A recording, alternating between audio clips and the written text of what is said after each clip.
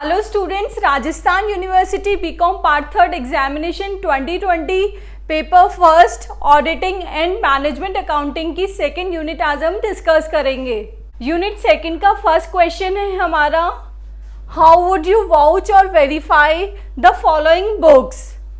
Vouching of purchases book, purchases return book, sales book and sales return book. हमें क्या discuss करना है कि आप इन बुक्स की वाउचिंग या वेरिफिकेशन कैसे करेंगे, इसका सत्यापन कैसे करेंगे। You know, auditing is an independent examination of financial transactions और monetary transactions.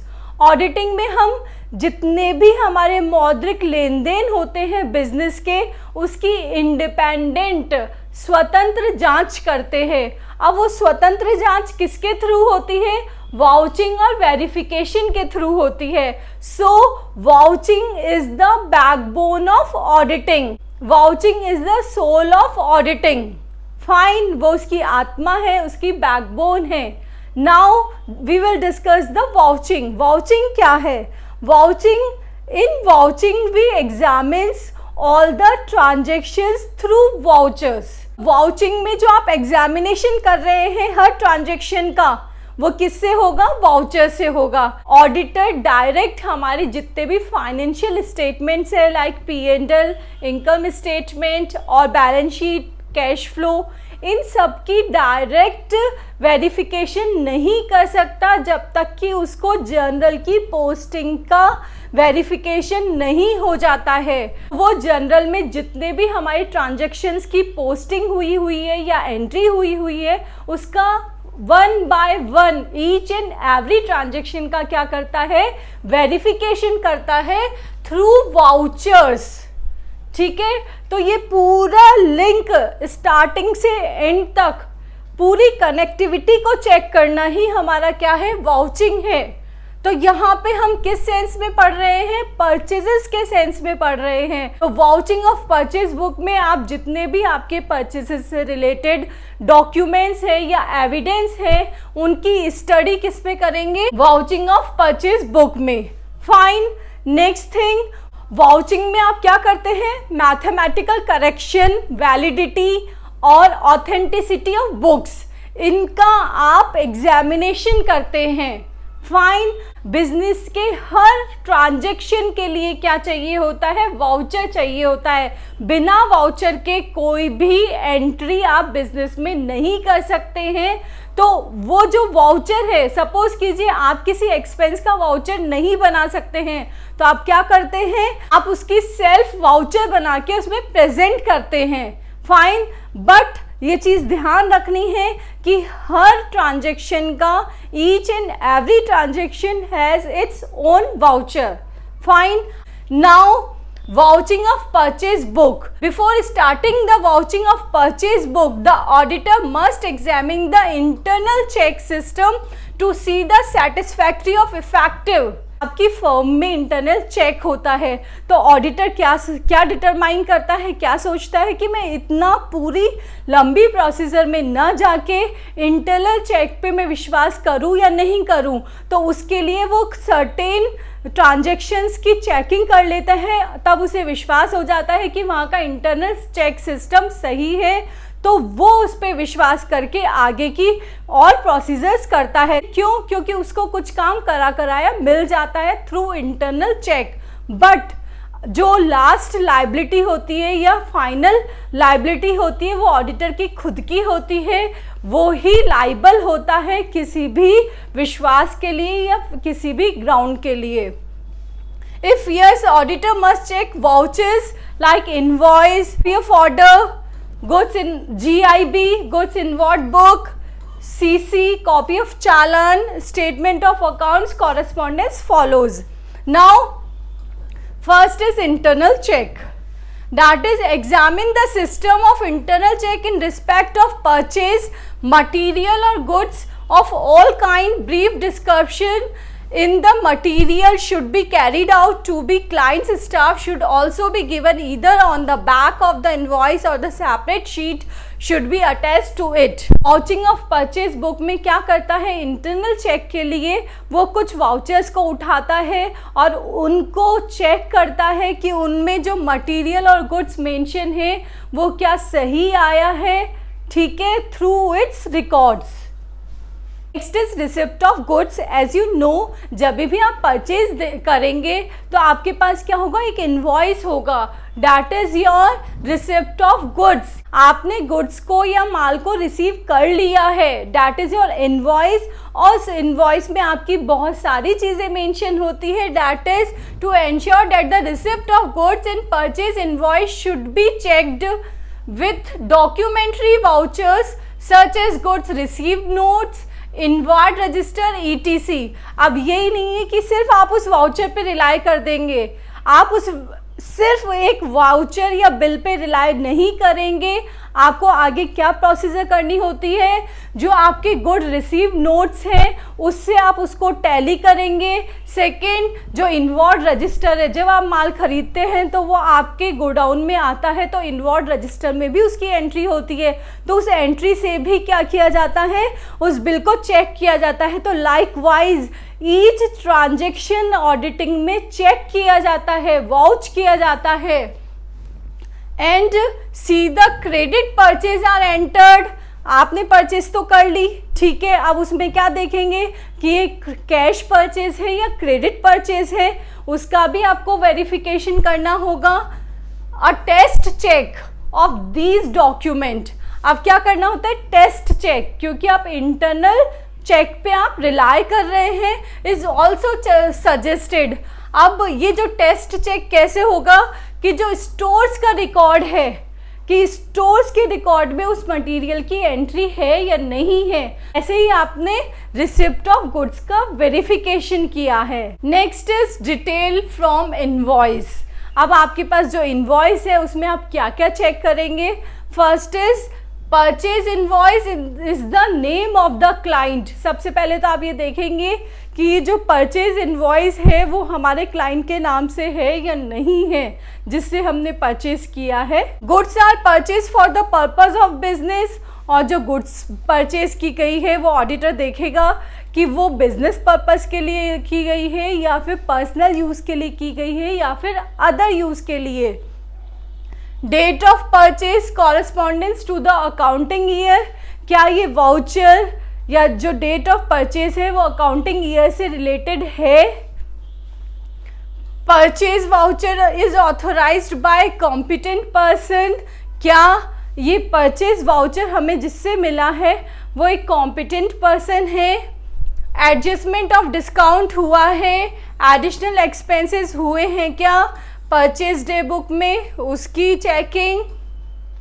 Goods referred to in the invoice are not capital goods. अब ये भी देखना है कि यहाँ आप सिर्फ परचेजेस की एंट्री कर रहे हैं, कैपिटल गुड्स की नहीं, दैट मीन्स असेट्स की नहीं। तो आप ये देखेंगे कि क्या इनमें बाय मिस्टेक कैपिटल गुड्स की भी एंट्री हुई है क्या। Next, price charged as per the quotation है या नहीं है, जो भी हमने परचेज किया है उसका price. And purchase order placed. आप परचेज करने से पहले ऑर्डर भी प्लेस कर देते हो और आपके पास कोटेशन भी आ जाती है। तो ये सारा चीज़ सिस्टम से या ऑर्डर वाइज हुई है कि जिस रेट और जिस क्वांटिटी में हमने चाहिए था उसी के अकॉर्डिंग है या नहीं है, that is your verification. Next is quantity mention in the invoice is as per delivery challan. Delivery में हो सकता है कि आपके गुड्स कम हो और क्वांटिटी जो मेंशन है वो ज़्यादा हो, तो इनका जो वेरिफिकेशन है वो भी आप किस में करते हैं, वाउचिंग में। नेक्स्ट, पर्सनल परचेज तो नहीं है, उसको मिक्सअप तो नहीं किया गया है बिजनेस परचेज से। फोर्थ पॉइंट आ गया हमारा ऑथराइजेशन, ठीक है। All entries before being made in the purchase book must be properly authorised bye a responsible officer if most proper authorization should be obtained। अगर हमें मैक्सिमम ऑथराइजेशन चाहिए तो उसके लिए एक पर्सन को ऑथेंटिकली रिस्पॉन्सिबल करना होगा कि क्या जो हमारे एंट्रीज हुई है बुक्स में वो पहले ही टैली हो गई है या नहीं हुई है। अगर हम पोस्टिंग से पहले ही टैली कर देते हैं तो हमारी आगे की मिस्टेक कम हो जाती है। तो authorization. Next is cast in posting. As you know कि जो हमारा परचेज बुक है उसका हम क्या करते हैं, बैलेंस को कैरी फॉरवर्ड करते हैं। तो वो जो बैलेंस है ईयर वाइज हमारा या मंथ वाइज कैरी फॉरवर्ड होता है, तो उसको हम चेक करेंगे कि मैथमेटिकल कोई भी गलती नहीं हुई है, करेक्टेड हो, वो वैलिड हो। The cast, cross cast and the carry forwards of the purchase book should be checked. Posting to the general ledger and some of the posting to the sundry creditor should be checked. That means जितना आपने जिस client से purchase किया है उतने ही creditor आपके rise हुए हैं। तो ये परचेज किससे रिलेट हो गया, हमारा क्रेडिटर से। तो इधर के भी क्रॉस चेकिंग हो गई है, इधर आपकी पोस्टिंग हो गई है। Next is statement of account. अब आप क्या करते हैं, मंथली आपने ये देखा कि हमारे कितने परचेजेस हुए हैं, कितने क्रेडिटर्स हैं। जो भी हमारे क्रेडिटर्स हैं हमें मंथ एंड पे वो हमें क्या देते हैं, स्टेटमेंट ऑफ अकाउंट देते हैं। इस स्टेटमेंट ऑफ अकाउंट से हम हमारे बैलेंसेस को मैच करेंगे कि क्या एक्चुअली इतना ही परचेज हुआ है। तो that is to find out the correctness of purchases, confirm the balances of the creditor from the regular statement of account received from the creditors। उसके लिए हम रेगुलर ही स्टेटमेंट ऑफ अकाउंट्स मंगवाएंगे और ऐसे ही हम वेरीफाई करेंगे हमारे परचेजेस को। यही है ऑडिटिंग का वेरिफिकेशन, कि आप बाल की खाल निकाल लेते हैं और आप हर छोटे से छोटे ट्रांजैक्शन को बहुत ही डीप से चेक करते हैं। Invoice marked true copy of invoice should be cautiously checked to satisfy that they were obtained in respect of those invoices which have actually been lost or misled, to avoid the same being accounted for twice in the book। Is duplicate invoice. As you know हर invoice की दो copy होती है, first is original copy, second is duplicate copy. जो original copy अगर हमारे पास से खो गई है, हमारा क्रेडिटर है, उससे हम डुप्लीकेट कॉपी मंगवाएंगे और उस डुप्लीकेट कॉपी से हमारे परचेज को वेरीफाई करेंगे, जिससे कि हमारा जो परचेज है, जो हमारी गुड्स है, ट्वाइस एंट्री ना हो जाए बुक में। तो उसके लिए प्रोसीजर की जाती है, हम डुप्लीकेट इनवॉइस से उसका वेरिफिकेशन करते हैं। Next is provisional purchase invoices. If any invoice are marked provisional, check whether the relevant adjustment are made through the final invoices or correct liability reflected in the books। आपके पास क्या होते हैं, original invoice नहीं होते हैं, provisional invoices होते हैं। तो इन दैट केस वाउचिंग में क्या किया जाता है, जो प्रोविजनल है उनको ध्यान से चेक किया जाता है कि उनके ओरिजिनल इन्वॉइसेस आ गए हैं या फिर उनके अकॉर्डिंग हमारी परचेजेस हो गई है, तो और वो बुक्स में वैसे ही रिफ्लेक्ट हो गई है। That is a provisional purchase invoice. Next is missing और insufficiently vouched invoices। A list should be prepared of all the missing, not available or insufficient vouched due to some reasons. It should be handed over to the management for clearing the objections। As you know, business में कई बार हमारे vouchers loss हो जाते हैं, invoice lost हो जाते हैं। तो in that case you should have to make the list of all the lost invoices। उनकी लिस्ट बना के आपको उसको मैनेजमेंट के आगे प्रेजेंट करना होता है। Suppression of purchase। In order to get a due to suppression or inflation of purchases, vouch the invoices with a goods received of the first and the last 4 weeks of the year carefully। As you know कि जो हम vouchers की vouching करते हैं तो जो भी हमारी प्राइमरी स्टेज की फॉल्ट्स होती है वो जल्दी ही पकड़ आ जाती है। तो वो जो प्राइमरी स्टेज की फॉल्ट्स है लाइक मैथमेटिकल चेक होना, वैलिडिटी होना, ये सब बहुत कम की जाती है क्योंकि उसमें जल्दी ही पकड़ी जा सकती है। बट एप्लीकेशन में फ्रॉड होने के चांसेस ज़्यादा हो जाते हैं। उसमें क्या किया जाता है, जो लास्ट वीक्स के हैं और लास्ट मंथ में जो भी गुड्स हमने रिसीव किए हैं उनको क्या किया जाता है, केयरफुली चेक किया जाता है कि क्या ये गुड्स सही से एंटर्ड है last month of the year और the last day of the week. तो ये है हमारा सप्रेशन ऑफ परचेज। वाउचिंग किस पे डिपेंड है, हमारे वाउचर्स पे। तो ये जो वाउचर्स है वे एज ए लॉ ही इशू किए गए हैं, law wise. That means these are validate और authentic, yes or no. The purchases should comply with the provision of Company Act. In case the purchases are made from the concern in which a director is interested must be sanctioned by a board resolution. The purchases contract should be entered in the register of contracts. The auditor should verify the minute books in the contract register.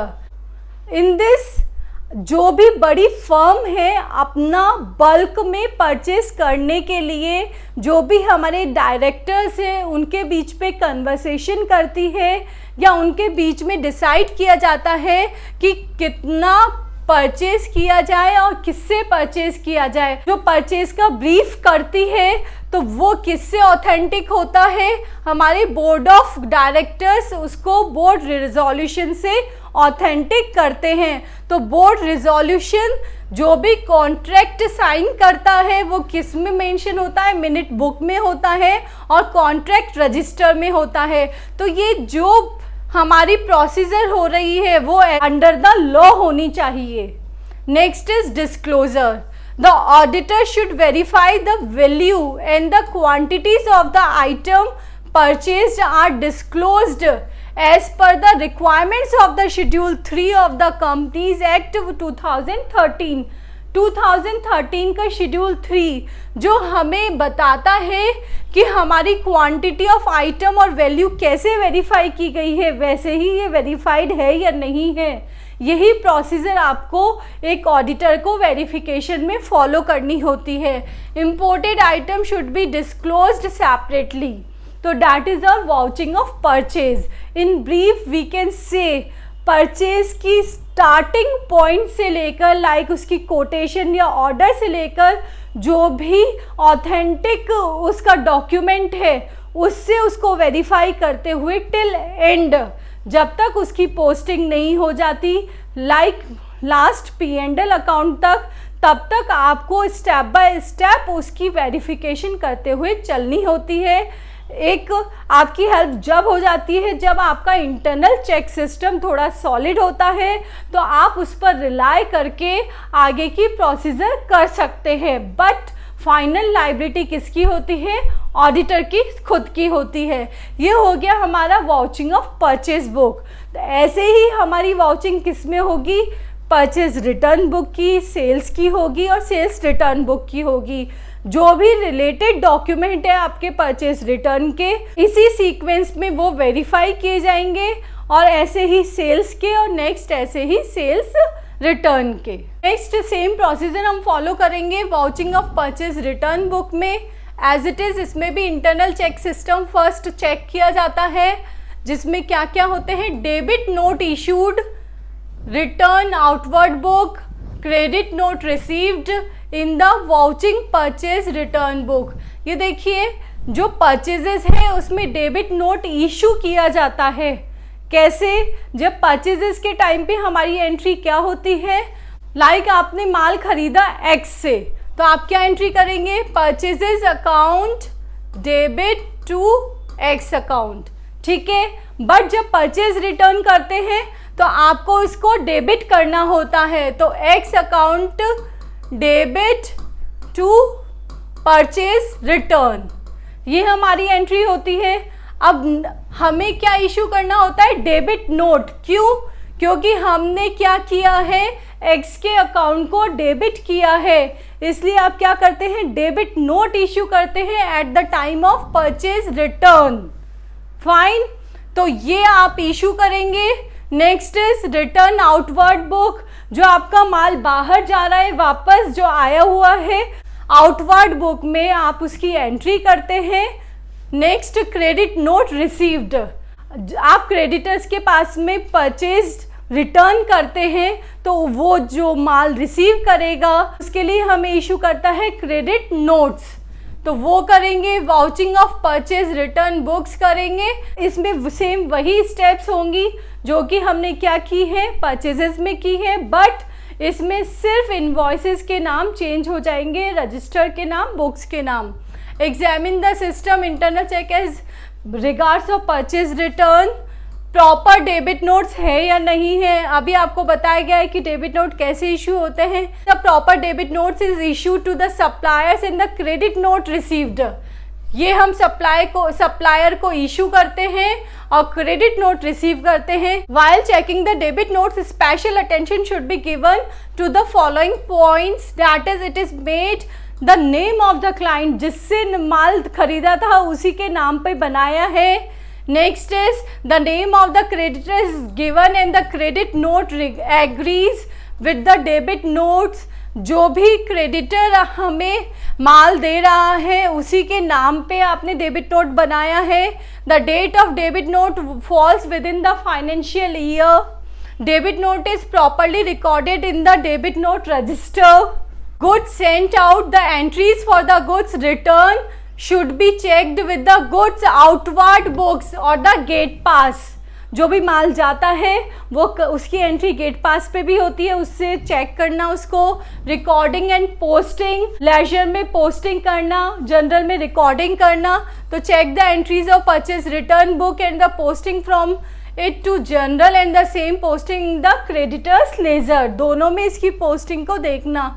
Casting, जो भी balances आपने forward किए हैं वो accurate है या नहीं है, या उसमें कोई मैथमेटिकल मिस्टेक की गई है क्या, वो सब चेक करेंगे। Cast, cross cast and carry forward of purchase return book should be checked. Manipulation, examine the entries in the purchase return book in the first and the last month of the year carefully. जो भी entry करते हैं वो first और last month में carefully करनी होती है, क्योंकि उसी टाइम पे पॉसिबिलिटी होती है मैनिपुलेशन की, including the fictitious purchase. At that time क्या किया जाता है, बैलेंस को बढ़ा दिया जाता है और उस पर ध्यान नहीं जाता है, तो that is a fictitious purchase. Same वही procedure vouching of sales book में, बस वाउचर्स के नाम, बुक्स के नाम चेंज है। वाउचिंग ऑफ क्रेडिट सेल्स में आप क्या करते हैं, इसमें होते हैं vouching of orders, invoices, delivery notes और चालान, गुड्स आउटवर्ड रजिस्टर, क्योंकि सेल्स में क्या होता है, सामान जाता है, माल जाता है। Statement of accounts as follows. First है हमारा इंटरनल चेक, बड़े बड़े बिजनेस कंसर्न में सभी में इंटरनल चेक होता है, तो फर्स्ट आपका पॉइंट हो जाएगा इंटरनल चेक पे आप कितना रिलाई कर सकते हैं। Second is sales book, it should be checked with the carbon copy of the invoices which should be cancelled by the rubber stamp of the initial of the auditor. अब ये देखना होगा कि जो भी कैंसिलेशन हुआ है उसमें या तो रबर स्टैम्प होनी चाहिए या फिर इनिशियल्स होने चाहिए ऑडिटर के, अदरवाइज वो ऑथेंटिक नहीं होंगे। Invoices, while checking the sales invoice, special attention should be given. Date of sale of invoice correspond to accounting year. It is properly authorized and signed by the competent person. जो भी उसके लिए authorized person है उसके उस पर sign है या नहीं है। Discount and additional charge are properly adjusted. Same वही चीज़ जो purchase वाली है। No sale of the capital goods. Challan dispatched to goods attached to the sales bills. The invoice is the name of the customer and the amount of the bill is properly examined. Rate of reasonable it as per the price list of the tenders in the quotation. Next is dispatch of goods. Goods को भेजेंगे तो क्या होगा, sales invoices should be checked with the goods dispatched notes goods outward register to ensure that the जितनी goods बेची है या जिसकी रजिस्ट्री हुई है उतनी ही गुड्स गई है या नहीं है, उससे ज़्यादा हुई है या कम हुई है, वो चेक करेंगे। कंफर्मेशन कि डेटर्स का जो बैलेंस है at the end of the year by comparing the entry of the statement of accounts receive from the debtors. Debtors भी अपना स्टेटमेंट देते हैं, जो भी क्रेडिटर का बैलेंस है उससे उसको चेक करना। कास्टिंग एंड पोस्टिंग वो सेम वही प्रोसीजर है। At the end of the year of the week आप क्या करते हैं, जितनी भी आपने पोस्टिंग करी है या कैरी फॉरवर्ड्स किए हैं उनको चेक करते हैं। Posting to general ledger and the same posting to the debtors ledger should also be checked. Next is suppression और inflation of sales. Verify the sales made at the first and the last year to get a suppression of inflation sales invoices to confirm that only current year की जो भी invoice है, जो भी sales है उसे ही आपने mention करी है, additional नहीं की है। Provisional sales invoice, if the invoice is marked provisional, the auditor should see the relevant adjustment are made through the final sale invoices and incorporated in the books। ठीक है, जो आपने स्टार्टिंग में प्रोविजनल बना दिया था वो करेक्ट होके ओरिजिनल हो गया है, ये सारी चेकिंग करना। Cancellation, whether the invoice are cancelled or relevant document should be kept together properly। अगर हमारा इन्वॉइस कैंसिल हो गया है तो उसके एवज में आपने क्या रखा है, प्रॉपर डॉक्यूमेंट रखा है या नहीं रखा है, अनयूजुअल डिस्काउंट तो नहीं दे दिया है। Directors interest, check whether any director is interested in the sale of goods in case of limited company and such sale will be approved by the board of directors recorded in the register are required by the provision of the Company Act 1956। Next is vouching of sales book. Sales book की भी same vouching होगी। इसमें भी आपको क्या क्या देखना है, चेक वाउचर्स करने हैं, जिसमें परचेज रिटर्न बुक में आपने क्या देखा था, डेबिट नोट देखा था, और सेल्स रिटर्न बुक में आप क्या देखेंगे, क्रेडिट नोट जो आपने इशू किए हैं उसको चेक करेंगे। डेबिट नोट रिसीव करते हैं इसमें। रिटर्न इनवर्ड बुक क्योंकि आपकी सेल्स वापस आ रही है, स्टेटमेंट ऑफ अकाउंट्स को चेक करते हैं। ये हो गया आपका इसमें इंटरनल चेक। क्रेडिट नोट्स हो गए जिसमें वही है नेम ऑफ द क्लाइंट और ये सब, name of the debtors given to the credit agrees and the sales return. Date of credit note falls in the financial period properly authorised in the competent person. Entries in the books हो गई है, ये sales return की entry और stock register से उसको tally करना। Casting and posting same, जो आपकी सेल्स रिटर्न बुक है उसकी चेक होगी पोस्टिंग जनरल लेजर से और डेटर्स लेजर से। मैनिपुलेशन की सेल्स रिटर्न जो फर्स्ट और last of the month year है, मंथ ऑफ द ईयर, उसमें अवॉइड कर दें आप possibility of manipulation. Including fictitious sales उसमें इंक्लूड है या नहीं है उसको चेक करना। Conditions of goods return, examine whether the return goods are goods. Condition, जो भी गुड्स आपकी वापस आई है वो सही कंडीशन में है या नहीं है, या बिकेम एब्सोल्यूट और अनयूजेबल हो गई है, क्योंकि कई बार माल का गबन हो जाता है, उसके लिए क्या ये चेक किया जाता है उसकी कंडीशंस। नेक्स्ट है statement of account, check the in respect of credit notes जो आपने इशू किए हैं, और डेटर्स के अकाउंट से आप उसको रेगुलरली चेक करते हैं। What are essential qualification and disqualification for appointment and reappointment of an auditor. This is very important question of auditing, so you have to clear your concept. Company auditor से related सारे rules किस में दिए गए हैं, company act 2013 में। तो company act 2013 के चैप्टर 10 में सारे प्रोविजंस गिवन हैं, जो कहाँ से लेके हैं, सेक्शन 139 टू 148 ये सारे सेक्शन गिवन है। एज वेल एज इसी कंपनी एक्ट का एक कार रूल भी है, that is CAAR company audit and assurance rule 2014 में आपको 10 रूल्स भी गिवन है, जिसमें भी क्या गिवन है, डिस्क्वालिफिकेशन। तो ये सारे सेक्शन हम यहाँ डिस्कस करने वाले हैं जो कि रिलेटेड है हमारे qualification and disqualification of appointment and reappointment. Qualification and disqualification for the appointment and reappointment auditor, ये कौन से सेक्शन से रिलेटेड है? That is related to section 141। Section 141 इसके हमने 2 पार्ट्स कर दिए हैं, सेक्शन क्वालिफिकेशन का और डिस्क्वालिफिकेशन का। क्वालिफिकेशन के कौन से सेक्शन है? 141 सब सेक्शन 1 और सब सेक्शन 2, ये है क्वालिफिकेशन के। और डिस्क्वालिफिकेशन का है सेक्शन 141 का सब सेक्शन 3 एंड 4, ये हमारे रिलेटेड है डिस्क्वालिफिकेशन से। इसमें ये हमारा आ जाएगा A to J। तो क्वालिफिकेशन और disqualification for the appointment and reappointment of auditor का सेक्शन क्या हो गया है? 141। फाइन। अकॉर्डिंग टू सेक्शन 139 यहाँ हमने डिस्कस किया है कंपनी ऑडिटर से रिलेटेड सारे सेक्शन कौन से हैं? 139 टू 148। सेक्शन 139 हमें बताता है appointment of an auditor. Every company has to appoint auditor at the first annual general meeting. First AGM में उसको अपने ऑडिटर की नियुक्ति करनी होती है according to section 139। Such auditor can either be individual और अ फर्म।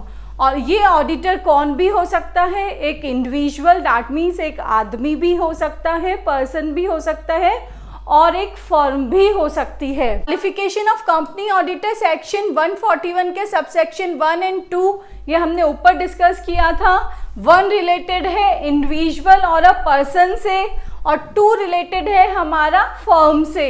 बट जो बेसिक क्वालिफिकेशन या इनिशियल्स है वो सेम ही होते हैं, that is CA plus COP plus whole time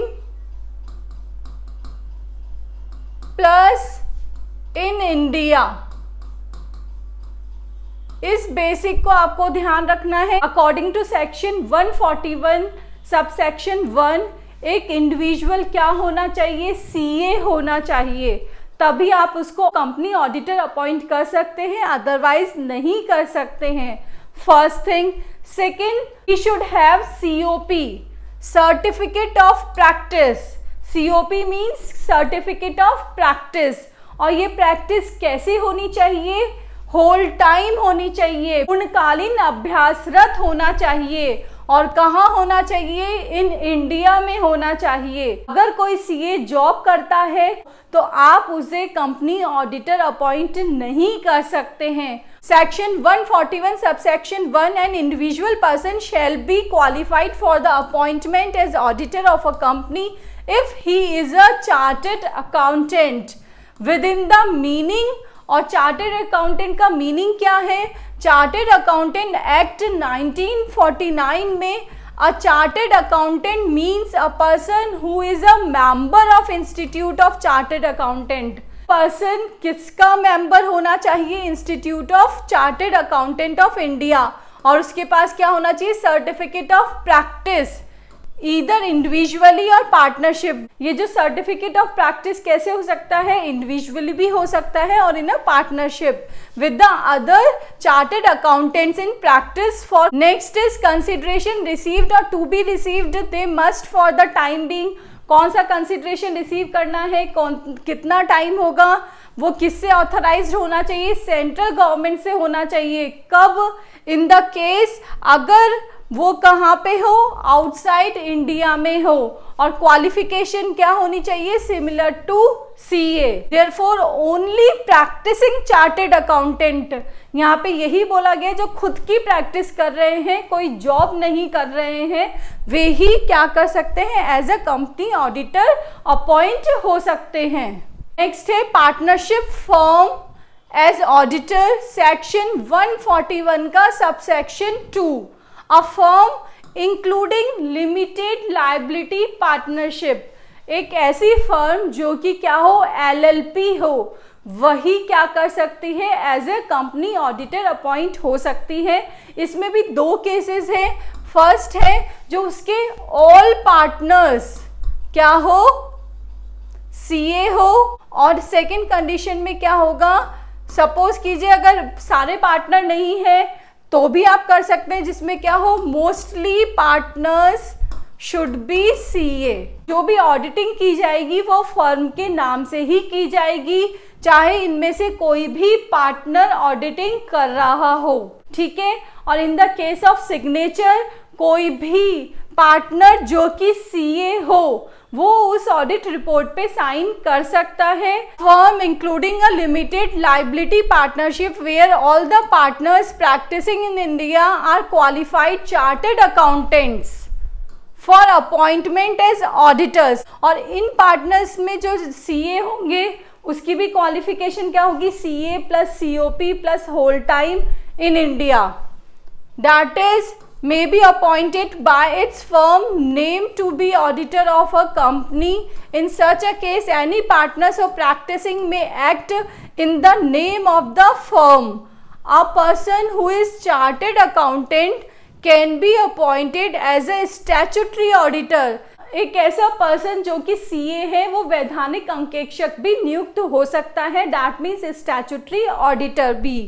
Even a firm of a chartered accountants can be appointed as such in its own name provided by a majority partners practicing are qualified for such an appointment.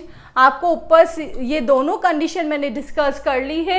All partners होने चाहिए LLP में या फिर majority of partners होना चाहिए, plus CA plus COP plus whole time plus India में होना चाहिए। यही इसकी बेसिक रिक्वायरमेंट है, दैट इज सेक्शन 141 का सबसेक्शन 1 एंड 2।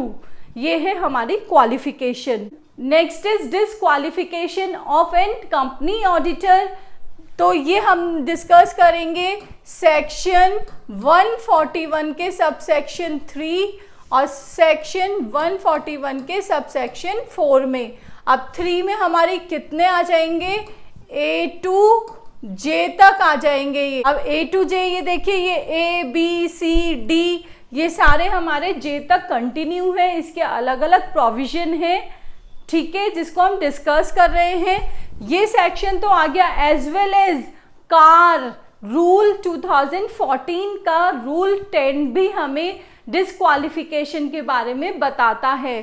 क्या है कार, हमने ऊपर डिस्कस किया है, company audit and assurance rule 2014 का रूल 10 भी हमें डिसक्वालिफिकेशन बताता है, that is according to section 141 subsection 3 the company act 2013 with the rule 10। ये देखिए ये प्रोविजन और ये rule of the audit and the auditors rule 2014 companies the following persons are not eligible for the appointment as a auditor of a company. First क्या है, a body incorporate. Previously we have discussed कि आप एक firm को भी क्या appoint कर सकते हैं, कंपनी ऑडिटर अपॉइंट कर सकते हैं, but in the case of LLP अगर वो LLP नहीं है तो वो firm as a auditor appoint नहीं हो सकती है। तो वो यही है अ बॉडी इनकॉर्पोरेट, असमामेलित संस्था। सेक्शन 141 सबसेक्शन 3 का क्लॉज A गिवन है आपको, ये B क्या गिवन है, एन ऑफिसर और एम्प्लॉय ऑफ द कंपनी। जिस कंपनी की ऑडिट हो रही है उस कंपनी का कोई भी अधिकारी या कर्मचारी उस कंपनी का ऑडिटर अपॉइंट नहीं हो सकता है। सेकंड क्लॉज हो गया है B clause.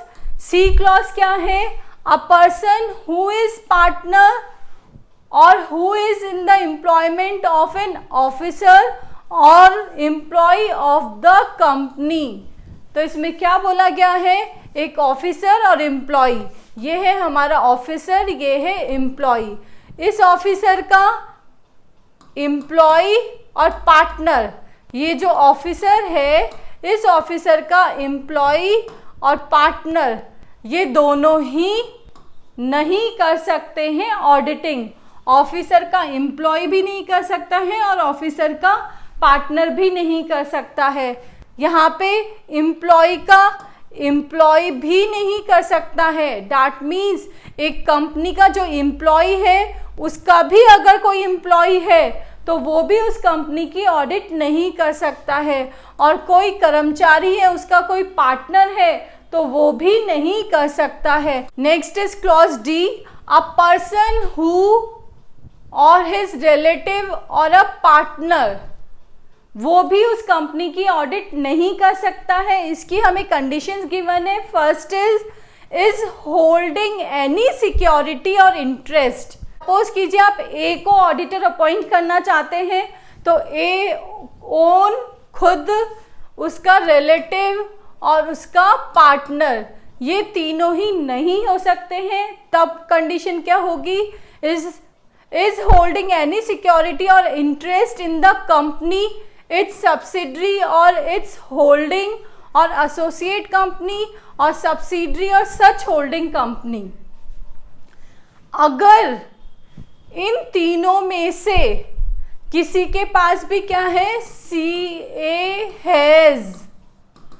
C means company, A means associate company, holding company, H means, और ए मीन्स होल्डिंग कंपनी की एसोसिएट कंपनी, और subsidiary company means, S means subsidiary company. इनमें से किसी के भी सिक्योरिटी, अंश या प्रतिभूति ले रखी है या फिर कोई भी हित हो उनका, तो वो इसमें ऑडिट नहीं कर पाएंगे। इसको दोबारा डिस्कस कर रहे हैं। अगर एक के रिलेटिव ने मोर देन 1 लाख रुपीस की सिक्योरिटी या हित ले रखे हैं, अंश या कोई हित ले रखा है, तो वो उस कंपनी की ऑडिट नहीं कर सकता है।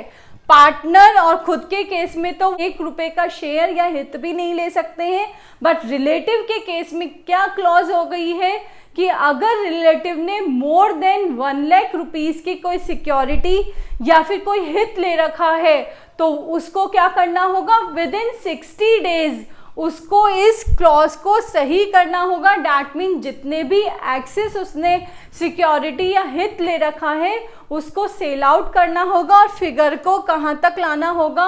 1 लाख तक। ये हित किन में नहीं होना चाहिए? इन सारी कंपनियों में नहीं होना चाहिए। Company, associate company, holding company की एसोसिएट कंपनी या सब्सिडरी कंपनी। सीए है इसका क्लॉज इन तीनों पे चलेगा।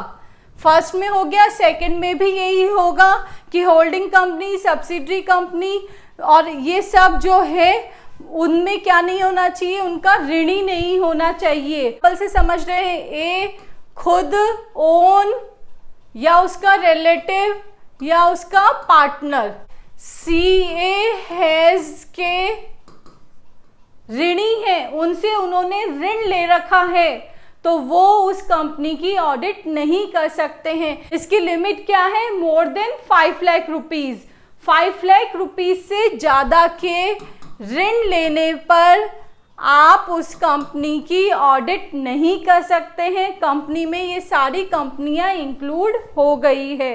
फाइन। अब यहाँ देखिए मोर देन 5 लाख क्यों बोला गया? अगर 5 लाख ले रखे हैं तो कर सकते हैं, बट अगर 5 लाख 1 रुपीज भी हो गया तो नहीं कर सकते हैं।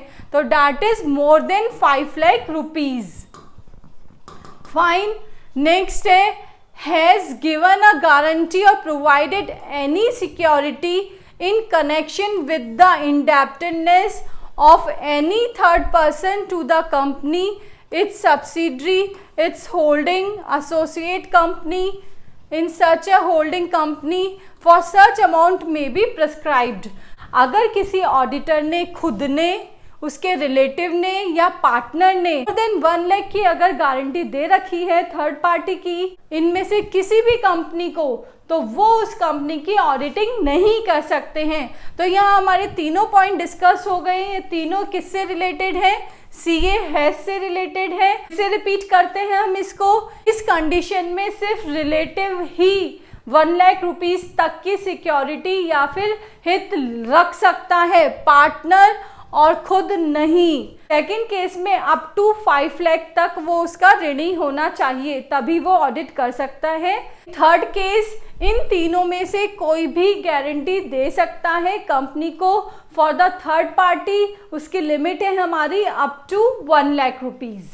नेक्स्ट है ई क्लॉज। ई क्लॉज में क्या है? अ पर्सन और a firm who whether directly और indirectly has business relationship with the company, its subsidiary company, holding, associate company. कंपनियां कौन सी होगी? सेम वही, सीए हैज। जो भी हमारा ऑडिटर अपॉइंट हो रहा है उसका डायरेक्टली और इनडायरेक्टली इन किसी भी कंपनी से बिजनेस रिलेशन नहीं होना चाहिए। That is the condition. इसको एक हम एग्जाम्पल से समझते हैं। मिस्टर ए है जो कि बाहर गया है अपनी फैमिली के साथ या इंडिविजुअल घूमने के लिए या किसी काम से। तो अगर इस जगह पर उस कंपनी की कोई होटल है, कोई रेस्टोरेंट है और वो वहाँ रुकना चाहता है तो वो वहाँ रुक सकता है, बशर्ते उसने वहाँ पे उसको पेमेंट किया हो और जो डिस्काउंट मिला हो वो जेन्युइन डिस्काउंट मिला हो। तो that is your arm length transaction. That means कि आपका उसमें कोई भी हित नहीं हुआ है। अगर आप किसी दूसरी जगह भी रुकते तो आपको पेमेंट करना होता। सिर्फ नेगोशिएशन कितना हुआ है? बेसिक नेगोशिएशन हुआ है, उसमें आपको कोई भी बेनिफिट नहीं हुआ है। तो ये वाले ट्रांजैक्शंस, ये वाले बिजनेस रिलेशंस क्या हैं? इसमें छूट योग्य है। नेक्स्ट इज, एक ऑडिटर सिर्फ ऑडिटिंग ही नहीं करता है, वो अदर प्रोफेशनल सर्विसेज भी देता है। अगर वो अदर प्रोफेशनल सर्विसेज देता है और उसके लिए प्रॉपर रिम्यूनरेशन लेता है तो इस टाइप की बिजनेस टास्क भी क्या है? इसमें डिस्क्वालिफिकेशन में नहीं आती है। फाइन। तो ये हो गया हमारे 2 exceptions. Next is, a person whose relative is a director और is in the employment of the company as a director और की मैनेजरियल पर्सन। भी डायरेक्टर, कोई भी मैनेजर, मैनेजिंग डायरेक्टर या शेडो डायरेक्टर भी उस कंपनी का ऑडिटर अपॉइंट नहीं हो सकता है। A person who is in the full time employment elsewhere और अ पर्सन और a partner of a firm holding appointment as its auditor if such person's partner is at the date of such appointment and reappointment holding appointment as a auditor more than 20 companies। देखिए, एक बात तो ये बोली गई थी कि वो दूसरी जगह अपॉइंट नहीं होना चाहिए। नेक्स्ट इज, एक ऑडिटर कितनी कंपनी ऑडिट कर सकता है? 20 कंपनी ऑडिट कर सकता है। अकॉर्डिंग टू दिस क्लॉज एक सीए किसी भी कंपनी का फुल टाइम एम्प्लॉय नहीं होना चाहिए। ये इससे रिलेटेड नहीं है। फुल टाइम एम्प्लॉयमेंट अलग बात है, किसी का एम्प्लॉय होना अलग बात है, और फ्रीली 20 कंपनीज की ऑडिट करना अलग बात है। ठीक है, तो वो वंस इन अ ईयर कितनी ऑडिट कर सकता है? 20 कंपनी की ऑडिट कर सकता है। नेक्स्ट है, a person who has been convicted by court of an offense involving a fraud or a period of 10 years has not elapsed from the date of the conviction। एक ऐसा व्यक्ति जिसको कि न्यायालय ने क्या दोषी करार दे रखा है वो भी नहीं कर सकता है। और उसका क्या है, अगर उसने कोई फ्रॉड किया है तो वो नेक्स्ट 10 ईयर्स तक किसी भी कंपनी की ऑडिट नहीं कर पाएगा। तो ये भी उसकी डिस्क्वालिफिकेशन हो गई है। Any person whose subsidiary, associate company, other form of entity engaged on the date of appointment in consulting specialized services provided in section 144 of the Company Act 2013। According to Company Act 2013 section 144 में कुछ ऐसी सेवाएं describe की गई हैं जो कि एक ऑडिटर नहीं कर सकता है। अगर उनमें से कोई भी सेवाएं वो करता हुआ पाया गया तो वो उस कंपनी की ऑडिट नहीं कर सकता है। EA हैज, इनमें से किसी भी कंपनी में वो ये सेवाएं नहीं कर सकता है। ठीक है, ये सेवाएं किस में वर्णित है? सेक्शन 144 में। Next is J, where a person appointed as an auditor of a company incurred any of the disqualification mention in subsection C, that is officer, employee, partner, इनमें से कोई सी भी कंडीशन हो जाती है तो उसकी पोजीशन को वेकेंट समझा जाएगा। अगर ये डिस्क्वालिफिकेशन आ जाती है तो अपने आप ही उसकी क्या हो जाती है? कैजुअल वैकेंसी हो जाती है। फाइन, सेक्शन 141 का सबसेक्शन 4 हमें बताता है कि कोई भी पर्सन या फर्म अगर ऑडिटर अपॉइंट है और उसमें ऊपर वाले जो सेक्शन 141 के सबसेक्शन 3 की कोई भी डिस्क्वालिफिकेशन आ जाती है तो वेकेंट माना जाता है उसकी पोजीशन को और उसकी क्या हो जाती है? कैजुअल वैकेंसी हो जाती है। Any person firm appointed as a auditor incurs of any aforesaid disqualification after his and its appointment, he and it shall vacate the office immediately। वैसे ही उस ऑफिस को उसको इमीडिएटली वेकेंट करना होता है। सच वेकेशन शैल बी डीम्ड, मान ली जाती है कि वो क्या है? उसकी कैजुअल वैकेंसी है in the office of the auditor to be filled by the company.